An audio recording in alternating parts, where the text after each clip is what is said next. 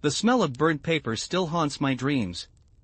That acrid, bitter scent that clung to my clothes for weeks after that terrible October evening when everything I thought I knew about my family crumbled like ash between my fingers. But I'm getting ahead of myself. Let me start from the beginning, when the air still held the promise of autumn leaves and family gatherings, before the truth tore through our lives like a wildfire. My name is Sarah, and this is the story of how a hidden recording device, no bigger than a matchbox, exposed the ugliest betrayal in our family's history. It's a story about greed, about secrets that festered for decades, and about how the people you trust most can become strangers in a single, devastating moment. The old Victorian house on Maple Street had been in our family for over a century. Its wraparound porch creaked with memories, and its tall windows caught the morning light like golden honey. When my grandmother Rose passed away last spring, she left behind not just a house, but a legacy that seemed to promise security for all of us. At least, that's what we thought. Grandmother Rose had always been the anchor of our family. Her kitchen was the heart of every holiday, filled with the warm scent of cinnamon rolls and the gentle bubbling of her famous apple cider. Her voice, soft but commanding, could settle any family dispute with just a few well-chosen words. She had raised my father and his two brothers after their parents died in a car accident when they were teenagers. To us grandchildren, she was everything pure and constant in an uncertain world. The day of the will reading dawned gray and cold, with a biting wind that made the bare branches scratch against the lawyer's office windows like skeletal fingers. I remember pulling my coat tighter as I walked up the steps to Morrison, Price, and Associates, my breath forming little clouds in the crisp air. Inside, the waiting room smelled of old leather and fresh coffee, but underneath lurked something else, something tense and expectant. My cousins Jake and Michael were already there when I arrived, their faces masks of practiced solemnity. Jake, the older of the two brothers, sat with his legs crossed, his expensive suit impeccable despite the early hour. His dark hair was slicked back, and his fingers drummed silently on the armrest of his chair. Michael, younger by 3 years, seemed more nervous. His foot tapped against the polished floor, and he kept checking his phone, the screen's blue light reflecting off his wire-rimmed glasses. My father entered the room with Uncle Tom, Jake, and Michael's dad. The two brothers had always been close, but that morning I noticed something different in their body language. They sat just a little too far apart, and when they spoke, their voices carried an undercurrent of something I couldn't quite identify. Looking back, I realize it was guilt. Mr. Morrison, the senior partner, was a thin man with kind eyes behind thick glasses. His voice carried the weight of decades spent delivering both good news and heartbreak. He cleared his throat and began to read from the crisp legal documents spread before him. The language was formal and dense, but the meaning was clear enough. Grandmother Rose had divided her estate equally among her 3 sons, with the house itself going to my father, the eldest. The silence that followed was deafening. I could hear the old radiator hissing in the corner, and somewhere outside, a car door slammed. Jake's face had gone pale, and Michael was staring at his hands as if they held the secrets of the universe. Uncle Tom's jaw worked silently, like he was chewing words he couldn't quite swallow. But it was what happened after the reading that changed everything. As we filed out of the office, Jake caught my arm with fingers that pressed just a little too hard into my skin. His breath was warm against my ear as he whispered, "Sarah, we need to talk. All of us. Tonight, at the house." The drive back to grandmother's house felt like a funeral procession. The autumn sky had darkened to the color of old pewter, and the first drops of rain spattered against my windshield. The house stood silent and imposing, its windows dark except for the porch light that cast long shadows across the front steps. The key still felt foreign in my hand as I unlocked the door and stepped into the familiar warmth. Inside, the house held its breath. Every creak of the old wooden floor seemed amplified, and the familiar scent of Rose's lavender sachets mingled with something else, something that made my stomach tighten with unease. I found my father in the kitchen, standing at the window that overlooked the backyard where grandmother had tended her prize roses. His shoulders sagged with a weight I'd never seen before. When the others arrived, they came through the back door like conspirators. The kitchen filled with the sound of shuffling feet and nervous coughs. Uncle Tom poured himself a cup of coffee from the pot my father had made, his spoon clinking against the ceramic mug with sharp, staccato notes. Jake and Michael positioned themselves near the kitchen island, their faces serious in the overhead light. What followed was a conversation that would haunt me for months. Jake spoke first, his voice carrying a confidence that didn't quite mask the tremor underneath. He talked about fairness, about how the will didn't reflect Grandmother Rose's true intentions. He mentioned conversations he'd had with her, private moments where she'd expressed concerns about my father's ability to manage the property. Michael nodded along, adding details about Grandmother's worry that the house might be sold, that the family legacy might be lost. Their words painted a picture of an elderly woman, confused and manipulated, who had made decisions she didn't truly understand. They spoke of duty, of protecting what was rightfully theirs, of correcting a mistake that would have devastating consequences for everyone. My father listened in silence, his coffee growing cold in his hands. When Jake finished speaking, the kitchen felt thick with tension, like the air before a thunderstorm. Outside, the rain had intensified, drumming against the windows with increasing urgency.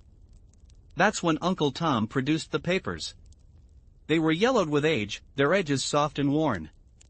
He spread them across the kitchen table with the reverence of someone handling ancient artifacts. These, he explained, were the original will documents, the ones that reflected Grandmother Rose's true intentions. According to these papers, the house was to be divided equally among all three sons, with specific provisions for the grandchildren. The documents looked authentic. They bore Grandmother's signature in her familiar, spidery handwriting. They were notarized and dated just 6 months before her death. As I stared at them, my heart began to race. Had there been a mistake? Had someone deliberately changed Grandmother's wishes? Jake's voice broke through my confusion. He was talking about options, about ways to correct the situation without involving lawyers or courts. He mentioned the costs of legal battles, the time it would take, the damage it could do to our family relationships. His words were reasonable, measured, but they carried an undertone of urgency that made my palms sweat. The solution they proposed was elegant in its simplicity. We would destroy the newer will, the one that gave the house to my father. We would present these original documents as the true expression of Grandmother Rose's wishes. No one would question it, they assured us. Mr. Morrison was old, his memory was failing. He would simply assume he had made an error in his records. My father's voice, when he finally spoke, was barely above a whisper. He asked to see the documents, to examine them more closely. Jake hesitated for just a moment before sliding them across the table. As my father studied the papers, his brow furrowed with concentration. He traced the signature with one finger, his touch so light it barely disturbed the paper. The debate that followed stretched into the night. Voices rose and fell like ocean waves, carrying arguments and counter-arguments that crashed against the walls of that old kitchen. Jake spoke passionately about justice and fairness. Michael added his voice, talking about family unity and shared responsibility. Uncle Tom remained largely silent, but his presence lent weight to his son's arguments. My father asked questions, probing gently at inconsistencies in their story. Why hadn't these documents surfaced earlier? Why hadn't Grandmother mentioned them to Mr. Morrison? Why was the paper quality different from other legal documents in her files? Each question was met with reasonable explanations, delivered with the kind of smooth confidence that comes from careful preparation. As the night wore on, the kitchen grew warmer and more stifling. The rain outside had intensified into a proper storm, with thunder rolling across the sky like bowling balls in the heavens. The overhead light cast harsh shadows across our faces, making everyone look haggard and desperate. Finally, exhausted by hours of circular arguments, my father agreed. The decision seemed to physically pain him, like he was swallowing broken glass. His voice cracked as he gave his consent to the plan. We would burn the newer will, the one that gave him the house. We would present the original documents as the true version of Grandmother's last wishes. Jake moved with surprising efficiency. He gathered the official will documents, the ones from Mr. Morrison's office, and carried them to the fireplace in the living room. The house had an old stone hearth, the kind that had warmed the family for generations. As I watched, he arranged the papers in the grate and struck a match. The flame caught quickly, dancing along the edges of the documents with hungry tongues of orange and yellow. The smell was immediate and overwhelming, that acrid scent of burning paper mixed with ink and legal seals. The papers curled and blackened, their formal language dissolving into meaningless ash. I stood transfixed, watching our grandmother's final wishes disappear in smoke. The fire reflected in the windows, turning them into dark mirrors that showed our faces distorted by flame and shadow. The sound was subtle but distinct, a soft crackling that seemed to whisper secrets as it consumed the documents. That should have been the end of it. The papers turned to ash, the storm passed, and we all went home with the weight of our decisions settling in our stomachs like undigested food. But secrets have a way of refusing to stay buried, especially when they're built on lies. The first hint that something was wrong came 3 days later. I was at my apartment, trying to focus on work but finding my mind wandering back to that night in grandmother's kitchen. The smell of burnt paper seemed to cling to my clothes no matter how many times I washed them. My phone rang just as I was heating up leftover Chinese food, the caller ID showing my father's number. His voice was strange, tight with an emotion I couldn't identify. He asked me to come to the house, said there was something I needed to see. The drive across town felt endless, every red light stretching into an eternity of anxiety. When I arrived, I found my father in grandmother's study, a small room lined with bookcases and filled with the quiet dignity of a lifetime of reading. He was holding a small device, no bigger than a matchbox, black and unassuming. His hands trembled slightly as he turned it over, and I could see the tiny red light that indicated it was recording. My heart stopped as the implications crashed over me like a cold wave. Grandmother Rose, it turned out, had been more suspicious of her family's motives than any of us had realized. The device was a voice-activated recorder, the kind used by journalists and private investigators. She had hidden it in the kitchen, tucked behind the old ceramic cookie jar where she kept her emergency cash. With shaking fingers, my father pressed the play button. The sound quality was surprisingly clear, and within seconds, I recognized the voices. Jake and Michael, recorded just 2 weeks before grandmother's death, their words carrying across the months like ghosts returning to haunt us. Their conversation was devastating in its casual cruelty. They talked about grandmother Rose like she was an obstacle to be overcome, a problem to be managed. Jake's voice, clear and confident, discussed their plan to contest the will if it didn't favor them. Michael's higher pitch chimed in with suggestions about how to manufacture evidence, how to create doubt about grandmother's mental state. But the worst was yet to come. As the recording continued, their conversation turned to forgery. They discussed copying grandmother's handwriting, finding paper that would look appropriately aged. They talked about which notary seals would be easiest to duplicate, which lawyers would be least likely to ask difficult questions. The documents they had shown us that night, the ones they claimed were grandmother's original wishes, were forgeries. Elaborate, carefully crafted lies designed to steal what wasn't theirs. They had planned it for months, anticipating grandmother's death and preparing for the moment when they could claim their theft as justice. But there was more. The recording captured a conversation between Jake and Uncle Tom, their voices low but audible. Uncle Tom wasn't just complicit, he was the mastermind. His knowledge of legal procedures, gained from years of working in administrative roles at the courthouse, had made their scheme possible. He had coached his sons in the art of deception, teaching them which details would make their story believable. As I listened to my uncle's voice describing how they would manipulate my father's grief and confusion, my stomach turned with a sickness that went beyond nausea. This wasn't just theft, it was a calculated assault on everything our family was supposed to represent. The recording continued for nearly an hour, capturing planning sessions that revealed the depth of their deception. They had researched my father's financial situation, his recent divorce, his struggles with depression. They planned to use his vulnerability against him, to make him doubt his own judgment and accept their version of events. They even discussed me, wondering if I would be a problem or if I could be easily managed. Michael's voice, tinged with what sounded almost like regret, suggested that I might be more observant than they wanted. Jake's response was chilling in its casual dismissal of my concerns, confident that family loyalty would keep me quiet. When the recording finally ended, the study felt tomb-silent. My father and I sat in that oppressive quiet, both trying to process what we had heard. The late afternoon sun slanted through the windows, casting long shadows across the floor, but the light felt cold and unwelcoming. My father's voice, when he finally spoke, was hollow with betrayal. He talked about the signs he should have noticed, the moments when something had felt wrong but he had dismissed his intuition out of love and trust. The papers had been too convenient, appearing exactly when they were needed. The signatures, while similar to grandmother's handwriting, lacked the subtle tremor that had characterized her writing in her final months. But more than the technical details, he had ignored the emotional inconsistency.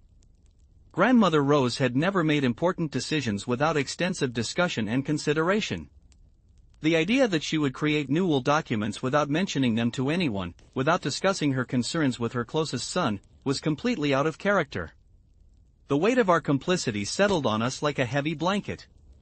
We had participated in the destruction of legal documents. We had knowingly helped cover up what we now knew was fraud.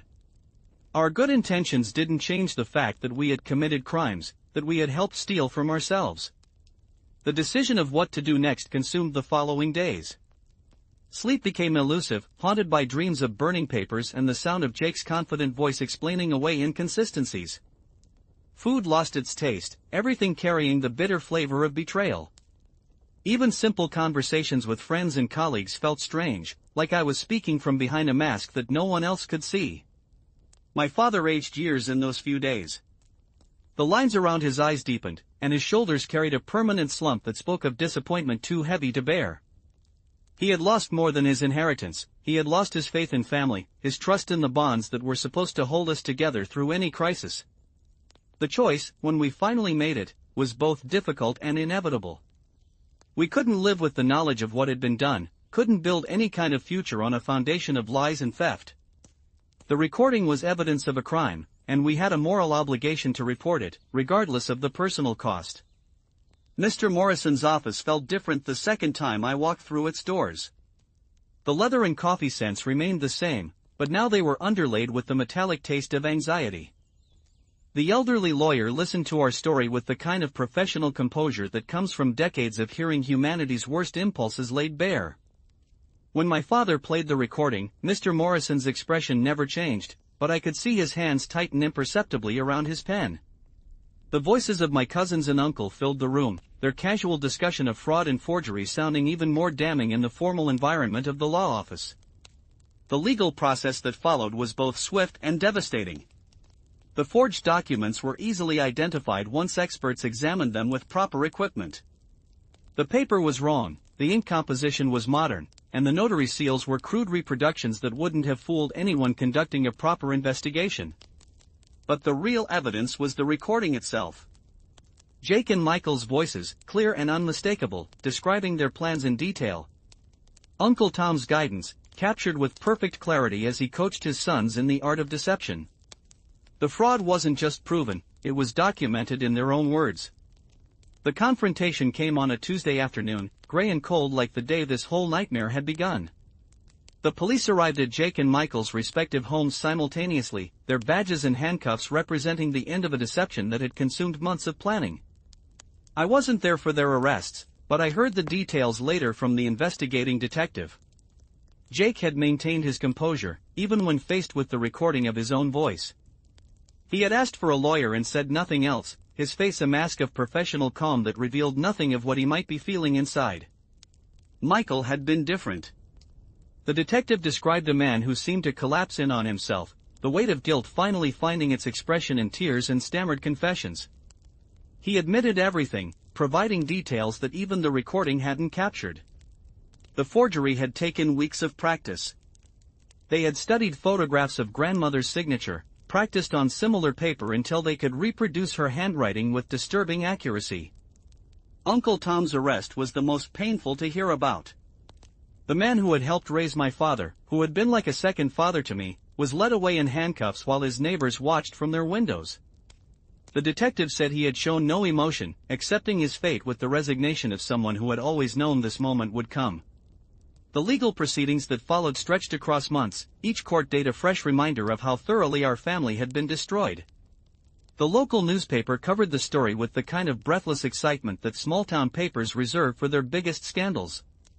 Family inheritance fraud ran as a headline for weeks, each article dissecting another aspect of the deception. But the most difficult part wasn't the public humiliation or the legal consequences. It was the silence. The family gatherings that had once filled grandmother's house with laughter and the warm scent of shared meals were gone, replaced by empty rooms that echoed with the ghosts of better times. Jake was sentenced to 3 years in prison, his legal background making his crimes seem more calculated and deliberate in the eyes of the court. Michael received 2 years, his cooperation and obvious remorse earning him some leniency. Uncle Tom, as the mastermind of the scheme, was sentenced to 4 years, the maximum allowed under state law for his crimes. The house on Maple Street, the source of all this pain, felt different now. Its wraparound porch still caught the morning light, and its windows still reflected the changing seasons, but the warmth was gone. The kitchen where we had debated and decided, where the recording device had captured every word of deception, felt cold despite the old radiator's constant hissing. My father eventually moved back into the house, the legal proceedings having confirmed his right to the inheritance.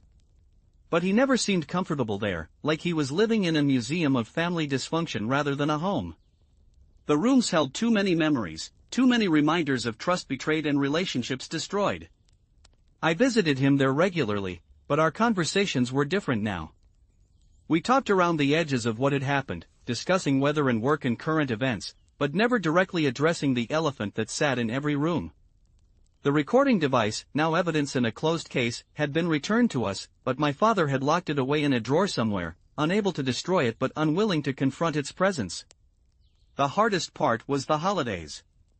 Thanksgiving arrived like a cruel joke, the traditional day of family gathering transformed into a reminder of how scattered and broken we had become. My father and I sat at the kitchen table, the same one where the forgeries had been displayed, and tried to pretend that our small, silent meal was somehow normal. Christmas was worse. Grandmother Rose had always made the house magical during the holidays, filling every room with lights and garland and the warm scent of baking cookies. Without her presence, without the extended family that had once gathered in loud, joyful celebration, the decorations felt like theatrical props in an empty theater. But time, as it always does, began to soften the sharpest edges of our pain. Not heal, exactly, but create enough distance that we could function without the constant weight of betrayal pressing down on our chests.